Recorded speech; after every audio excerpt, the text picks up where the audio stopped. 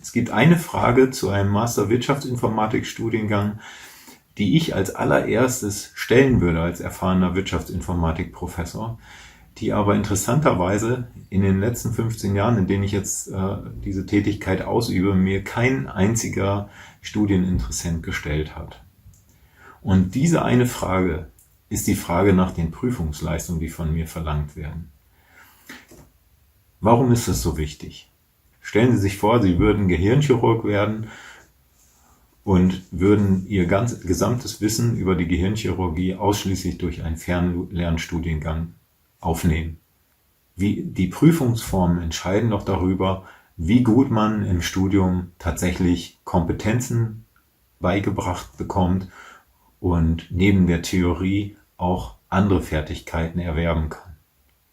Wenn Sie einen Master Wirtschaftsinformatik studieren, ist es entscheidend für Ihre persönliche Planung und für die Art der Belastung, dass Sie wissen, welche Prüfungsleistungen abverlangt werden. Ob das eher während des Semesters Hausarbeiten sind, Projektarbeiten, ob die zum Beispiel im Team sind, ob sie mit einem Praxispartner zusammenarbeiten, wie viele der verschiedenen Prüfungsleistungen im Semester auch dieser Art haben, beziehungsweise die vielleicht Klausuren sind und reine Theorievermittlung beinhalten.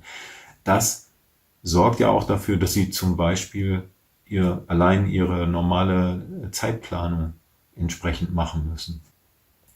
Drittes Thema ist, wenn Sie im Studium intensiv mit anderen Studenten, aber auch mit Praxispartnern und den Dozenten zusammenarbeiten, weil die Prüfungsleistungen das erfordern, weil Sie Projekte machen, forschungsnah, aber vor allem vielleicht auch praxisnah, transferorientiert, dann lernen Sie ja ganz andere Leute auch kennen. Dann haben Sie hinterher vielleicht sogar schon die Kontakte für den weiteren Berufseinstieg gemacht und können sich dann entsprechend nahtlos in die Praxis begeben.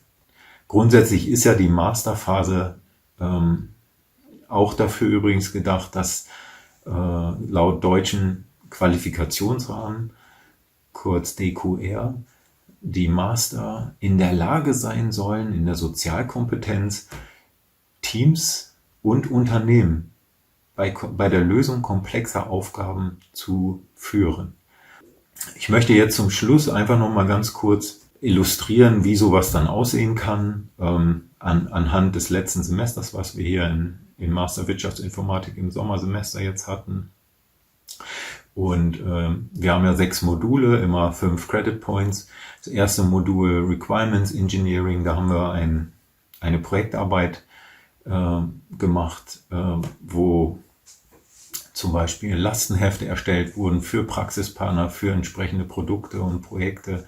Dann die Lehrveranstaltung Web Engineering, da ging es dann darum, eine Webportallösung zu entwerfen in Zweierteams.